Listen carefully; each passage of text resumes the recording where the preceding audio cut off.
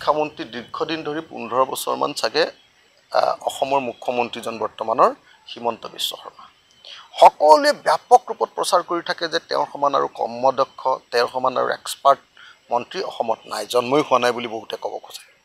কিন্তু তেওঁৰ দিনতে শিক্ষা জগতখন কলৈ গুচি গ'ল আপোনালোকে চাওকচোন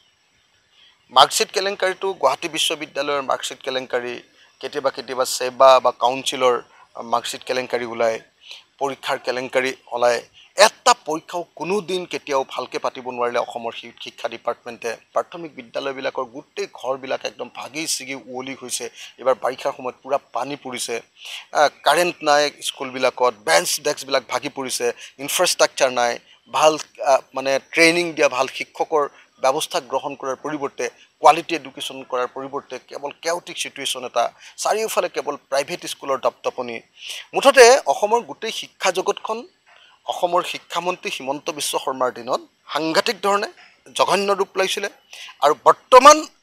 ডাক্তৰ ৰনোজ পেগুৰ দিনত তাতকৈ আৰু বেছি কেওটিক চিটুৱেশ্যনলৈ গুচি গৈছে সেইকাৰণে তাৰে অংশৰূপে গুৱাহাটী বিশ্ববিদ্যালয়ত কেতিয়াবা মাৰ্কশ্বিট কেলেংকাৰী ওলাইছে কেতিয়াবা সেবাত ওলাইছে কেতিয়াবা কাউন্সিলত মাৰ্কশ্বিট কেলেংকাৰী ওলাইছে চাৰিওফালে কেৱল কেলেংকাৰী আৰু কেলেংকাৰী মুঠতে শিক্ষাখণ্ড এতিয়া উচ্ছৃংখল শিক্ষাখণ্ড এতিয়া বিশৃংখল শিক্ষাখণ্ড এতিয়া অসমৰ মানুহৰ কাৰণে আশাৰ সঞ্চাৰ কৰা এটা খণ্ড নহয় শিক্ষাৰ জৰিয়তে অসমৰ মানুহৰ ব্যক্তিত্বৰ বিকাশ শিক্ষাৰ জৰিয়তে মানুহৰ ভৱিষ্যতৰ আধাৰ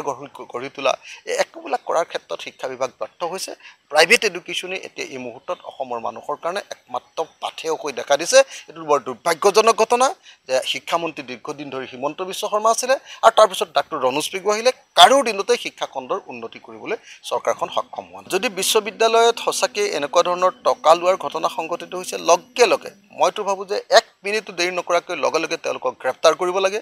আৰু গ্ৰেপ্তাৰ কৰি ভৱিষ্যতে যাতে এনেকুৱা ধৰণৰ শিক্ষাখণ্ডত কলংকিত অধ্যায় সূচনা হ'ব নোৱাৰে তাৰ কাৰণে কঠোৰতম ব্যৱস্থা গ্ৰহণ কৰিব